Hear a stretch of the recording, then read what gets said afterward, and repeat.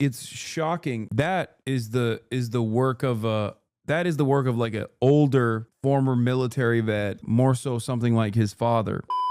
Now let's get to the firefighter ambush.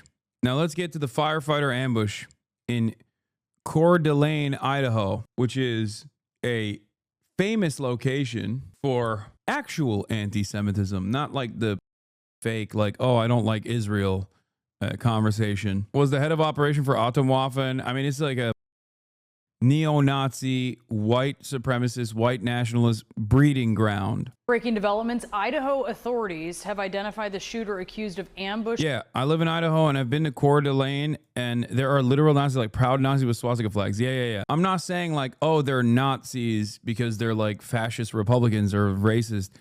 I'm saying like actual straight up swastika wearing Nazis. And killing those 2 firefighters in the mountains by Coeur d'Alene on Sunday. A 3rd firefighter who was also shot is now fighting for his life after surgery. The local sheriff says they believe that the shooter, who was later found dead, set a brush fire to lure the crew to the site and then opened fire on them. Here's dispatch audio as the attack unfolded. Some law enforcement right now, there's an active shooter zone. They're shot. BC3's down, BC1's down.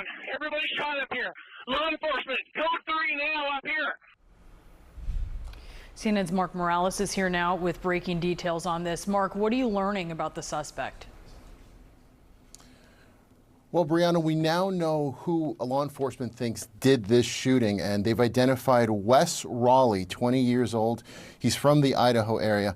And as you know, the identification in this kind of a situation is very, very important, because now investigators can take that full court press and really try to figure out what the motive here was. They could do search warrants on his home or places of business. I mean, my instant speculation when I heard where this happened was that, oh, this is 100% not like an Iranian sleeper cell or anything like that the media can even present, and very much the type of person that does engage in the anti-Semitic violence, the neo-Nazis. But it turns out, and I thought initially, there's no way that this is like a 20-year-old, given where this happened and the significance of the area. I thought it wouldn't be like a 20-year-old, but like a 45-year-old, former military, because that's usually the profile of this type of activity. This is like old school white supremacist,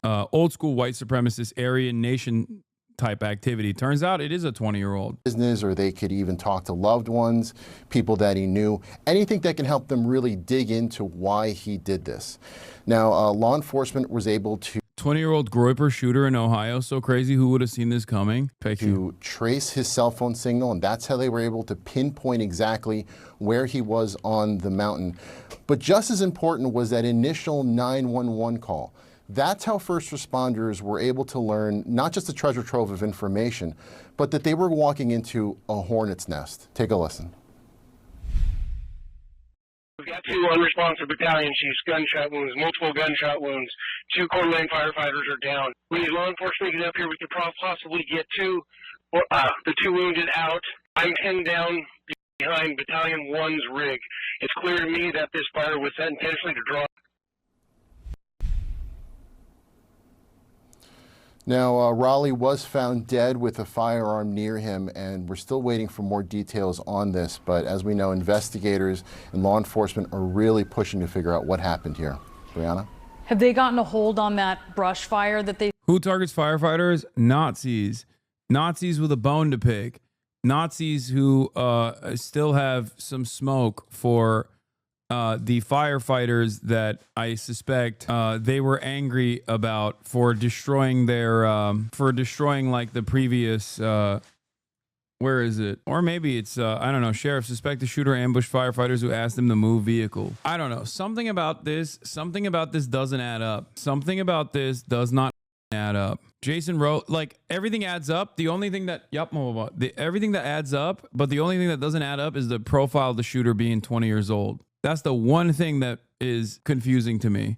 And I suspect we'll find out more about his family and whether or not they were involved in the upcoming days. Jason Rowley, the alleged far-right terrorist Wes Rowley's dad, who he was allegedly living and working with, seems to be a veteran who's a Nazi biker. Wes Rowley's father appears to be Jason Rowley, a former Army Cavalry scout and biker gang member who Wes likely was living, working with in Idaho. His father fits the profile of the type of person that would be more willing to do something like this. This is what he posted, by the way. Jason Rowley. First letter of the name, Ahmed. Second letter of your last name, Gold.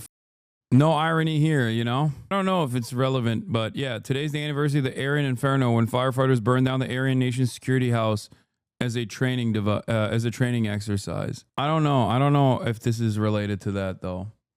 But that does set up a motive. Oh, Jesus Christ. They say he's set, Mark? Well, that's a really interesting part of this whole situation as well, because that fire increased to 26 acres overnight.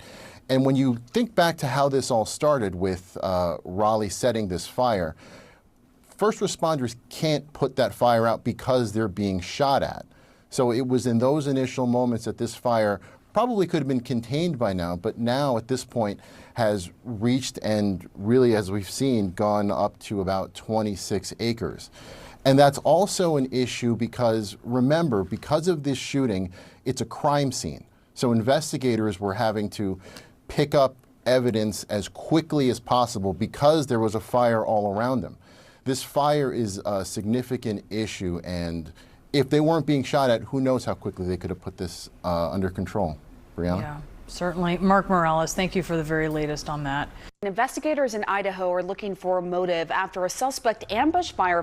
Why are you streaming someone else's content while being away? Basically just stealing. Dog, did you wait for the literal 10 seconds that I walked away from the camera? Like while I'm basically still in the room. Like I was just away from the camera. To say this, that is insane. Like it is shocking. Also stealing what? CNN? Like what are you talking about? They don't give a shit. I can't believe how stupid these leaders are. It's actually shocking. Firefighters, killing 2 of them. A third is in the hospital in stable condition. Police say they were lured by a deliberately set brush fire that's still burning.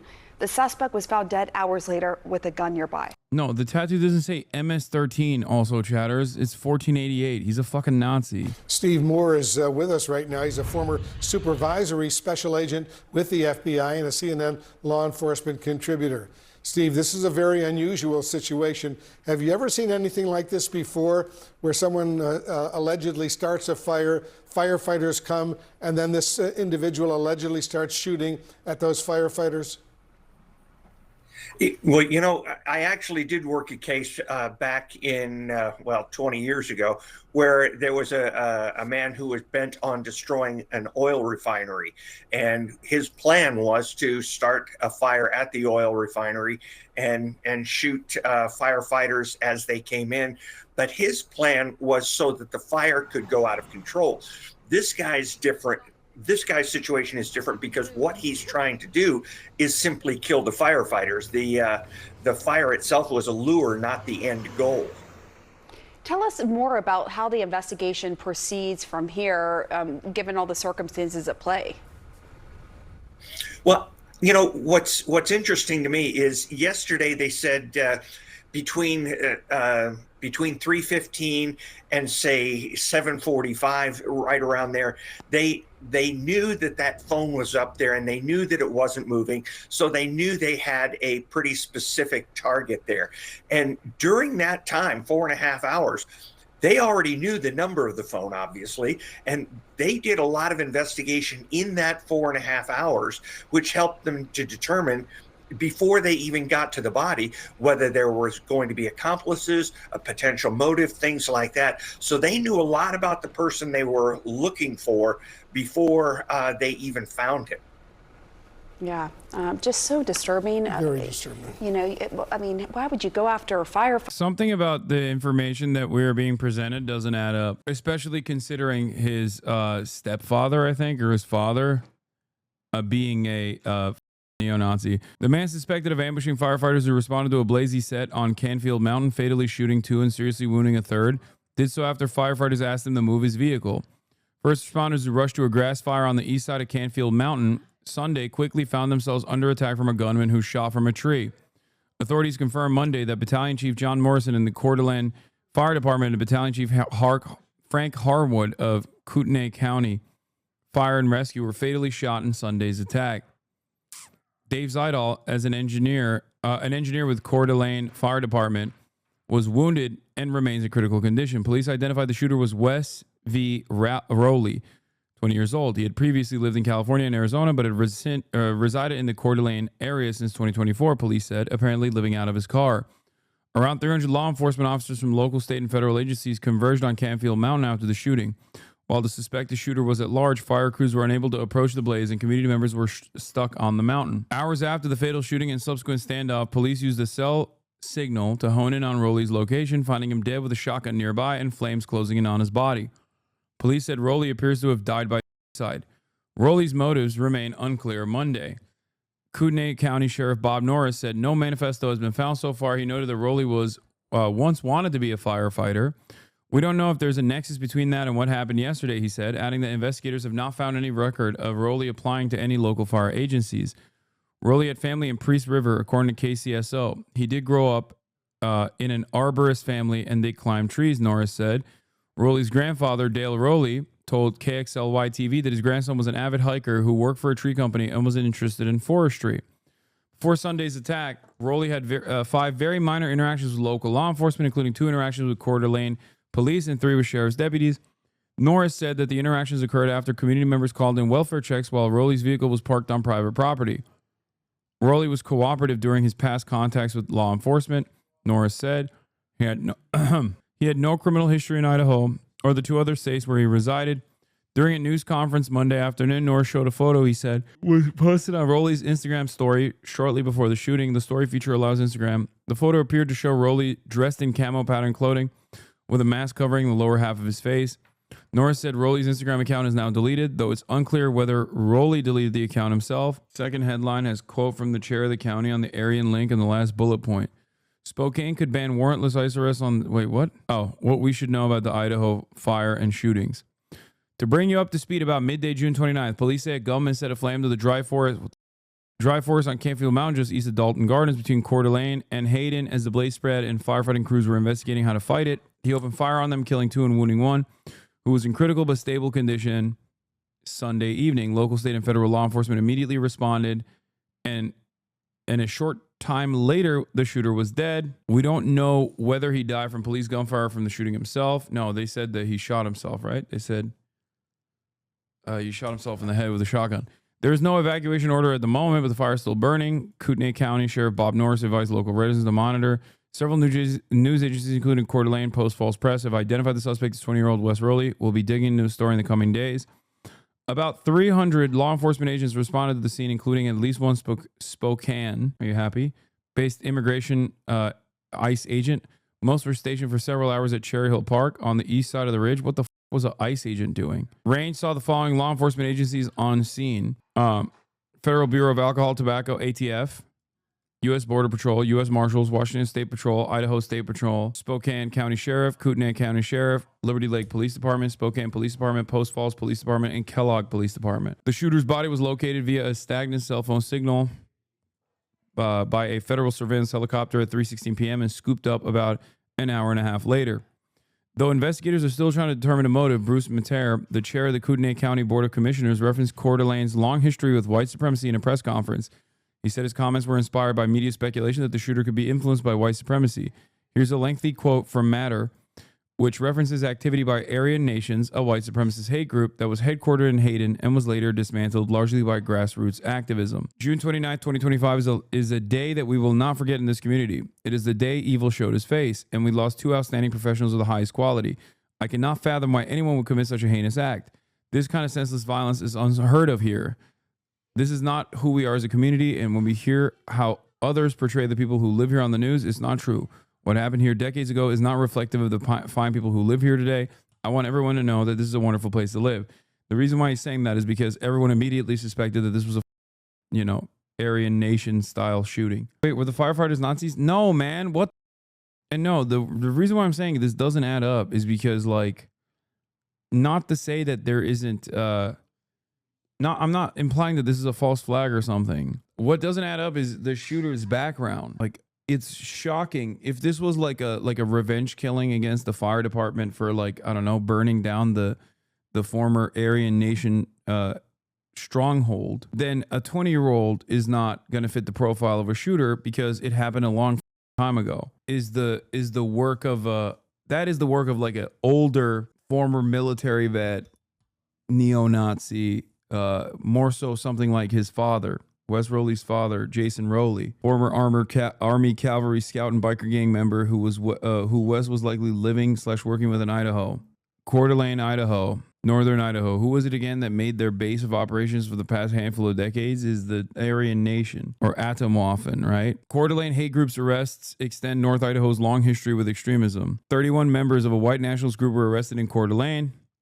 Members of the Patriot Front, a group described by the Southern Poverty Law Center, described as a white nationalist hate group, were arrested downtown near a Pride in the Park event when the police pulled U-Haul truck and found the members. There's a lot of Nazis in Idaho. There's been a lot of Nazis in Idaho. There still are a lot of Nazis in Idaho.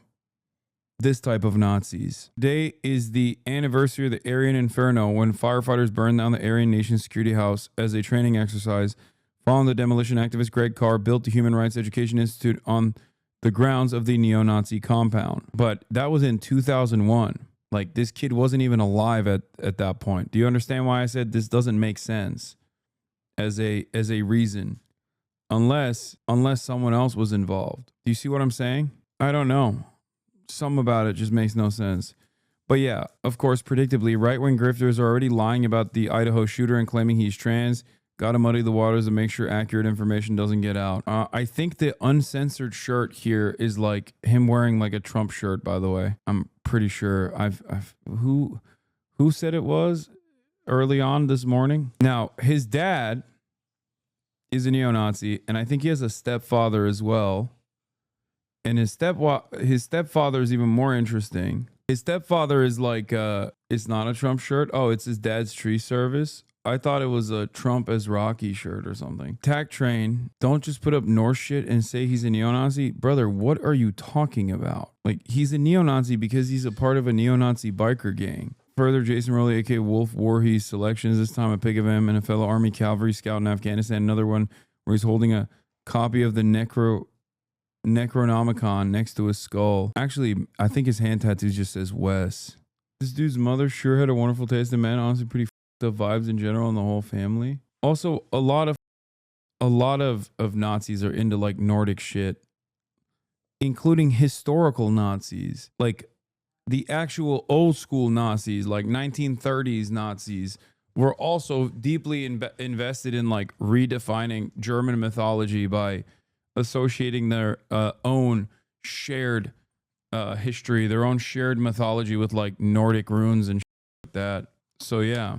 We'll find out more about this story in the next couple of days, unless something even more insane happens again. After all, it wasn't that long ago when a right-wing guy went and killed Minnesota lawmakers, like tried to assassinate every Democrat in the state, and then the Republicans were like, "Nah, that's Antifa, actually," and then that was it. That story happened not that long ago. It's crazy that like we're done with that story.